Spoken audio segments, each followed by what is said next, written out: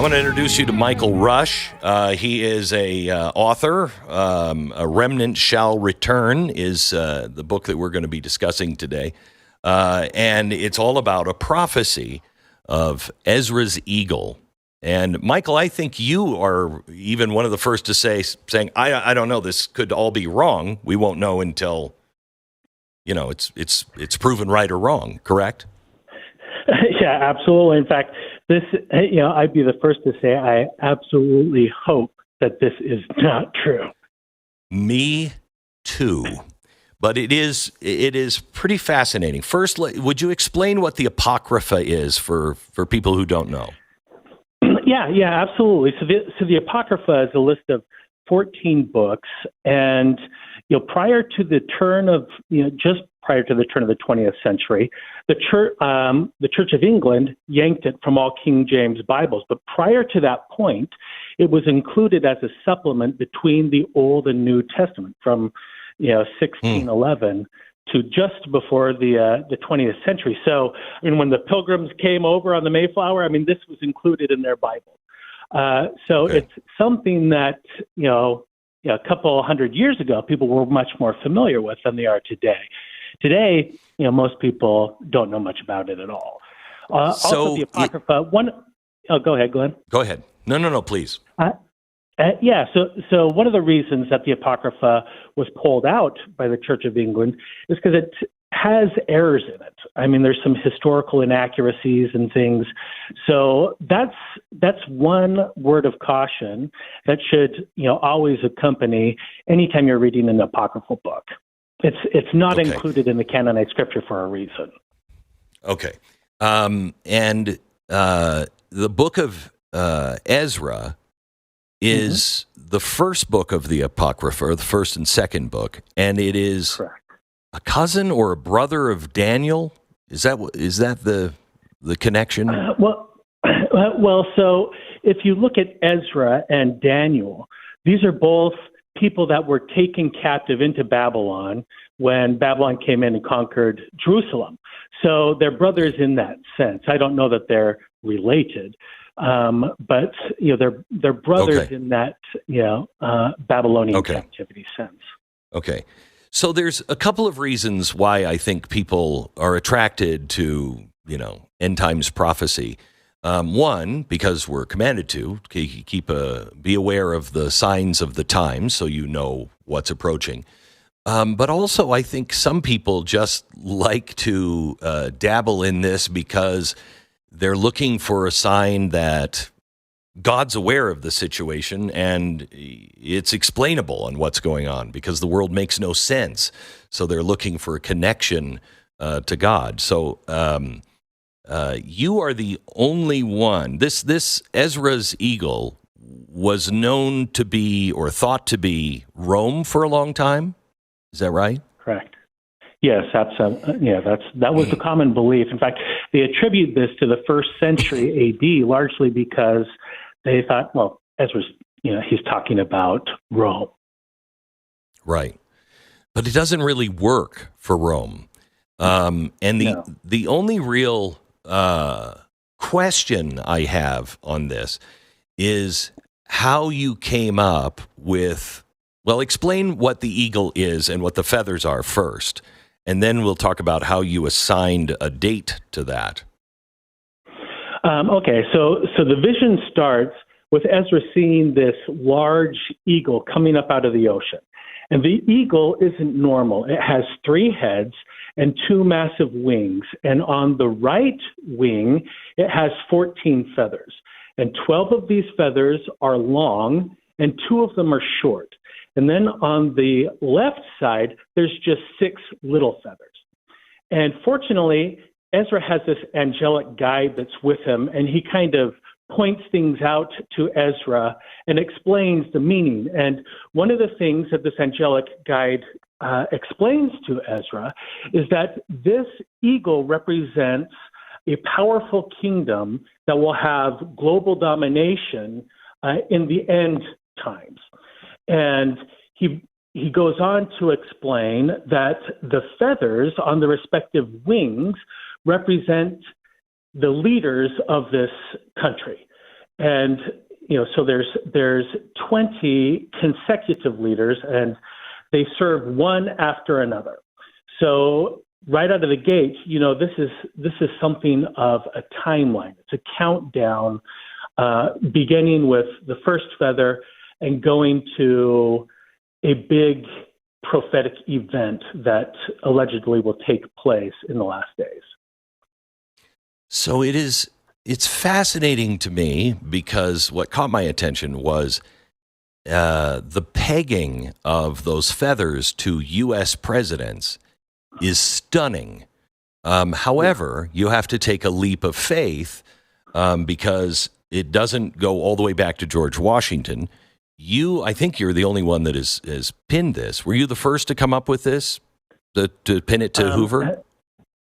Yes. Yes. Yeah. So yeah, go ahead. Okay. So you've pinned it to Hoover as the first feather, and I want you to explain that. But I want to make a disclosure here. This is a part where Michael and I share in our faith. Our faith teaches us that in the end days there will be a secret combination. It will be, basically the deep state.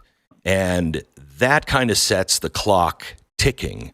And the Book of Mormon is just history, but really an outline of what things are going to look like as we approach the latter days. And it's shockingly accurate to what is happening today. And that's how you came. This is the only Mormon part of it, if I'm not mistaken. You pinning this to Hoover. How did you get there? So really, it's pinned to Hoover because of the incredibly specific language regarding the second feather in this series. So the verbiage of the prophecies says, paraphrasing it, says that the second leader will serve twice as long as any other leader of this country, and that before the end of his official, administration, none other would be able to serve unto the half of the time that he served. So, that is incredibly specific language. So it was really this that caused me to hone in on Hoover, because there's only one president in the United States that this could possibly be talking about, and it's Franklin D. Roosevelt, who was elected to 4 terms in office. He died of natural causes, in his first or in his 4th term.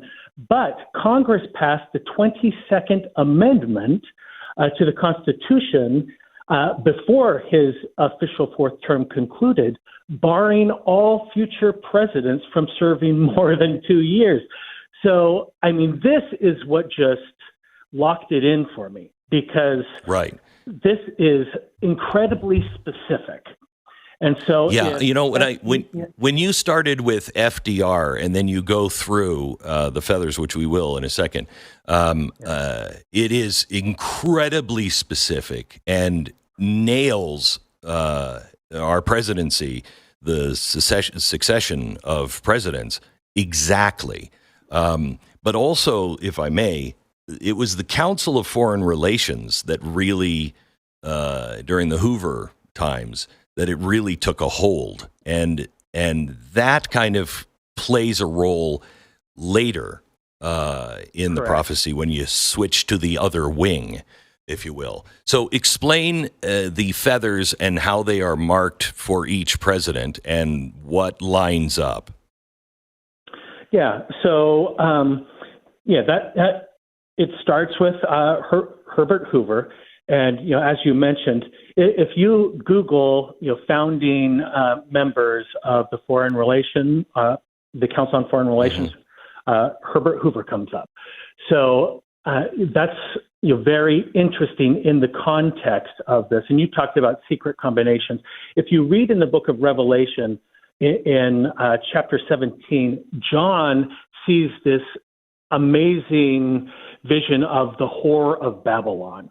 And I think that this is what, is the underlining context of what's going on in this vision. It's not so much a vision about these presidents as it is the rise and infiltration of this country by this whore of Babylon. And that's why it starts with Herbert Hoover, in my opinion. So then it goes through, there's, as I said, there's 14 feathers on the right side. And, these 14 feathers seem to be counting down. And the specific language of the prophecy gives some other very curious information with regards to two short feathers that would be amongst these 14. And the specific language is that by the time you see the second of these two feathers, you will be approaching the midpoint of this timeline. So when you look at, starting with Herbert Hoover. It's hard. Herbert Hoover. And go to the 14th president, Barack Obama. So when you look in there for two presidents who were short feathers, meaning in the verbiage of the prophecy, a short feather is someone who has had their administration cut short by contrary or nefarious, means. And I attribute that to the involvement of this whore of Babylon terminating their presidency prematurely. So you look at this list and you go, it jumps right out at you that you've got JFK, who was assassinated, and then you have Richard Nixon, who was forced to resign. Now, as you go through this timeline, Richard Nixon is 45 years into it. And the prophecy again says, when you see the second of these short feathers, you're going to be halfway through this timeline. And then you look at Barack Obama. Well, that was about 43 years later. So that again just matches up perfectly with what Ezra's talking about here. So not only do you have the FDR and these two short. You also have these two short feathers, and it's really hard for me to just kind of brush those things aside and say, this is really just talking about Rome or something else, because it's so applicable to American history. Yeah. And again, that doesn't mean that it's right. It just means that so far it's nailed everything in the prophecy. But the second part of the prophecy, when you get specifically to Donald Trump and now this administration, and then what happens from here is stunning. And, 5 years ago, I would have said, well, that's going to be hard. I could see all of this happening.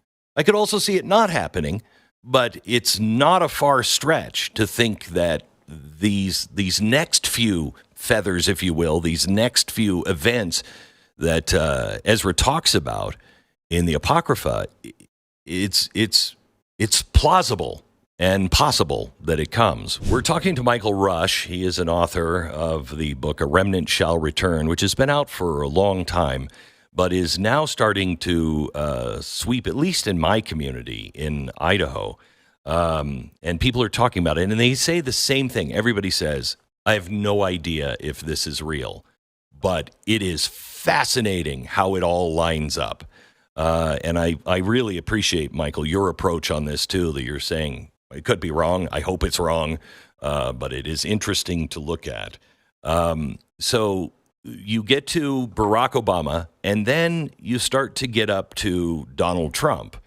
And in these feathers that are on this one wing of Ezra's eagle, it's showing all the presidents. And then the last one on one side would be Donald Trump, right? Correct. So, the first 14 feathers are on the right side of the eagle. And so now Donald Trump is the first feather on the left wing of the eagle. Okay. And all of the thing that all of the feathers on the left side of the eagle have is they are all short, meaning if my interpretation of this is true, that all of their administrations will be cut short by the machinations of this whore of Babylon. And Donald Trump, you could only say he was cut short if he was to serve 2 terms, and there was nefarious purposes, right? Because he served his whole term. This is where you have to look at what does it mean to be cut short. Does it mean that you only serve 1 term? Is it referring to the length of in office? And I don't think that that's what defines a short feather. Because you have long feather presidents that serve 1 term or 2 terms. I think that the definition of what makes a feather short is whether the deep state terminated their presidency. So when you look at, and again, we're talking about a prophecy that is at least 2,000 years old. So it is so eerie how it mirrors these things. So when you look at it's now, go ahead. Especially, I don't mean to interrupt, but we're going to have to break in a second. Especially, I don't know if you saw the news this week, that now they are coming out with the news on Nixon that it looks like the deep state and the CIA actually was responsible for the break-in and the Nixon resignation, that it was actually a deep state operation, and they're responsible for cutting his time short. That news just came out this week. So 2,000 years ago, there was a prophecy by Ezra. Ezra is mentioned in the... No, he's not. No. Ezra is the first 2 books of the apocrypha, and he talked about a great empire that is going to be destroyed near the end times. And he describes seeing this empire coming out of the ocean, which is interesting, and it rises out. It has 3 heads, and it has a bunch of feathers on one side and very few feathers on the other side. This lines up now, according to Michael Rush, and I have read this over and over again from a really old copy of the Apocrypha, and it does line up. And if you start with Hoover, it goes and nails FDR. It says they'll be their time in office or in control will be cut short, and that one is JFK and Richard Nixon, and then Donald Trump cut short as well. Now, what happens after that, Michael? Yeah, so one other thing that I think is important to bring up about this vision is that Ezra heard the eagle speaking, but the voice or the sound wasn't coming from its head, so it was coming from its bowels. And his angelic guide goes, Ezra, did you notice that? Did you notice the voice is coming from this country's bowels? This signifies that this country will be in a period of great distress and at the point of collapse. So that is a very interesting additional background to what we're going to talk about next. So we're now talking about the first short feather on the left side of this eagle, the left wing, which would be the presidency of Donald Trump, which, according to this vision, his presidency would have been cut short. And I believe by the intervention of the Whore of Babylon or the American deep state.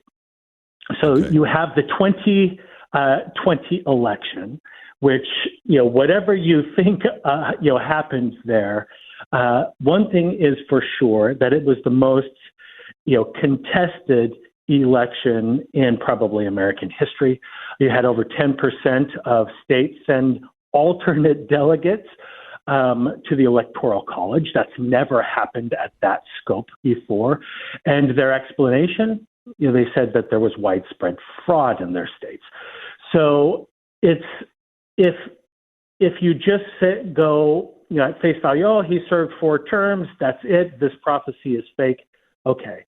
But if you look at it from that perspective, then you'd have to say, okay, Trump was a short feather because this election, there was something not right with it, and it was stolen. You could even not use the election, but you could talk about how he had been thwarted the entire time by the deep state, and even COVID, that he didn't accomplish all of the things that he was set to accomplish because of the interference of the deep state. So you could read it that way as well. But, I hate to make, let's not water this down even more. If it's accurate, we'll see, because what happens next? So next, again, we have some very specific language here. It says that the next short feather, which would have to be Joe Biden, says that his time in office, he's away even faster than Trump was. So when you're looking at current events, right now, this is very timely. Right there are many people that think Joe Biden hasn't been calling the shots for a long time. Right. So it's just very curious. But then the very next thing that it says is that there will be two that short feathers that think in their hearts to be set up.